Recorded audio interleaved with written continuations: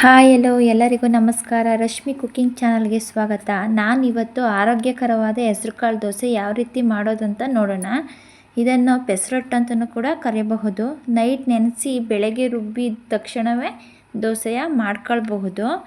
ತುಂಬ ರುಚಿಯಾಗಿ ಬೇಗನೆ ಮಾಡ್ಕೊಳ್ಬೋದು. ಅದು ಹೇಗೆ ಅಂತ, ಅದಕ್ಕೆ ಬೇಕಾಗಿರೋ ಸಾಮಗ್ರಿಗಳು ಯಾವುವು ಅಂತ ನೋಡೋಣ. ಅಕ್ಕಿ, ಹೆಸರುಕಾಳು, ಉಪ್ಪು, ಕೊತ್ತಂಬರಿ ಸೊಪ್ಪು, ಸಣ್ಣದಾಗಿ ಕಟ್ ಮಾಡ್ಕೊಂಡಿರೋ ಈರುಳ್ಳಿ, ತುಪ್ಪ, ಹಸಿರು ಮೆಣಸಿನ್ಕಾಯಿ, ಶುಂಠಿ, ಅರಿಶಿನ ಪುಡಿ, ಜೀರಿಗೆ. ಈಗ ಯಾವ ರೀತಿ ಮಾಡೋದು ನೋಡೋಣ.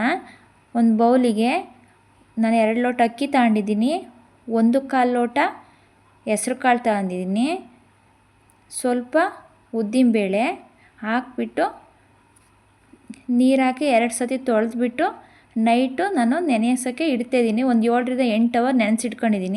ಮಿಕ್ಸಿ ಜಾರಿಗೆ ನೆನೆಸಿದ ಅಕ್ಕಿ, ಹೆಸರುಕಾಳು, 2 ಹಸಿರು ಮೆಣಸಿನ್ಕಾಯಿ, ಶುಂಠಿ,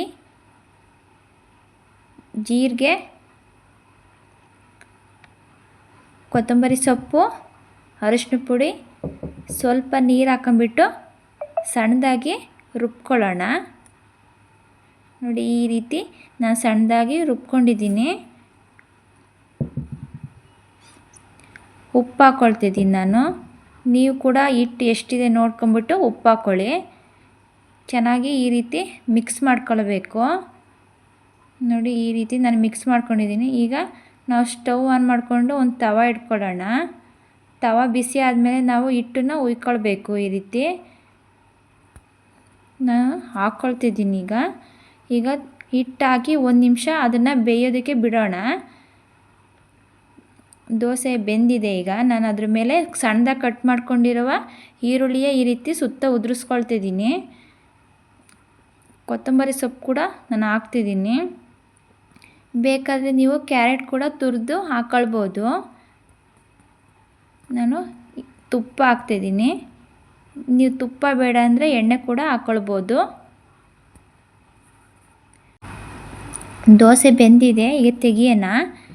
ನೋಡಿ, ನಾನು ಈ ರೀತಿ ಮಡಚ್ಕೊಂಡ್ಬಿಟ್ಟು ತಗೊಳ್ತಿದ್ದೀನಿ.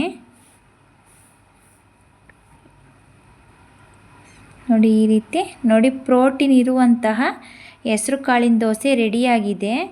ನಾವು ಬೇಗನೆ ರುಚಿಯಾಗಿ ಈ ರೀತಿ ಮಾಡ್ಕೊಳ್ಬೋದು. ನಾನು ದೋಸೆಗೆ ಕಾಂಬಿನೇಷನ್ ಆಗಿ ತೆಂಗಿನಕಾಯಿ ಚಟ್ನಿ, ಆಲೂಗೆಡ್ಡೆ ಪಲ್ಯನ ಮಾಡ್ಕೊಂಡಿದ್ದೀನಿ. ನೀವು ಕೂಡ ಟ್ರೈ ಮಾಡಿ, ಹೇಗಿದೆ ಎಂದು ಕಮೆಂಟ್ ಮಾಡಿ. ಇನ್ನು ಬೇರೆ ರೆಸಿಪಿಗೋಸ್ಕರ ರಶ್ಮಿ ಕುಕಿಂಗ್ ಚಾನಲನ್ನು ಸಬ್ಸ್ಕ್ರೈಬ್ ಮಾಡಿ, ಲೈಕ್ ಮಾಡಿ, ಶೇರ್ ಮಾಡಿ. Thank you.